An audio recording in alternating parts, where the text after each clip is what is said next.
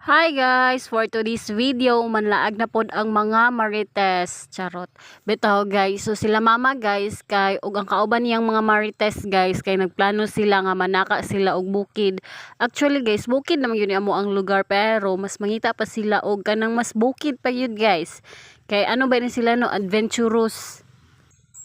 Kay gikapoy naman sila og marites diri sa patag guys, so manaka na po daw sila bukid guys. Nagplano na yun sila guys, last week pa nila nigiplanuhan guys. Og sa ilang ka-excited guys, sayo kayo ni nagmata akong inahan guys. Charot.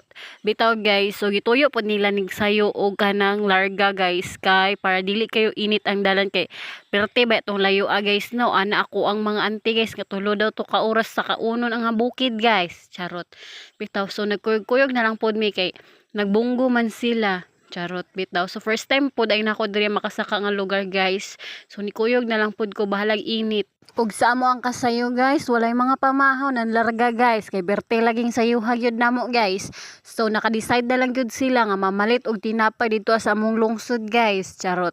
Bitaw guys, pero silang tinapay perte pong daghana ang ilahang gipalit guys. Sobra siguro to 500 guys. Pati gud ang tindira sa bakery guys, nagkasalimuang guys. So mao din ni amo ang giagihan guys. Perting minuta po ang dalan diri guys. Oy, dili kayo ka problemahan. Nya bibo pod kayo mi guys no, kay daghan yun kayo minanguyog, sige rag pangatawa sa likod sa sakyanan guys. Bahalag init ang panahon guys, baliwala ra na sa among basta laag na. Charot. Among atap guys, sayo kay ni matade karon na knockdown na guys, kay magkuyog-kuyog lagi.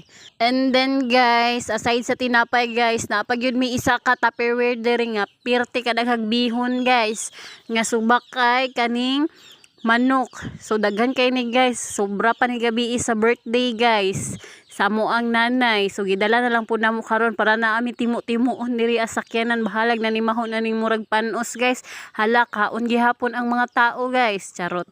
Bitaw guys, wala na ni pili-pili, kay gipalaman na lang gyud namo ni sa loaf bread guys. Kay ang loaf bread pod nga ilang gibit-bit diri guys, perte pong daghana guys, murag tibok adlaw gyud ba way kaon. So diri nga part guys, hapit na gyud daw mi maabot guys, kay among mga kauban guys sige pangutan na kung ahan daw mi dapit, perte na yung layo as among naabtan guys. Kay tulo na gyud may ka-oras guys, sige tuyok-tuyok aning kalibutan. Charot. Tan-awan ninyo mga atap guys, murag nang nangaunsa gahapon, excited pa kayo karon murag nang nangaunsa guys. Charot.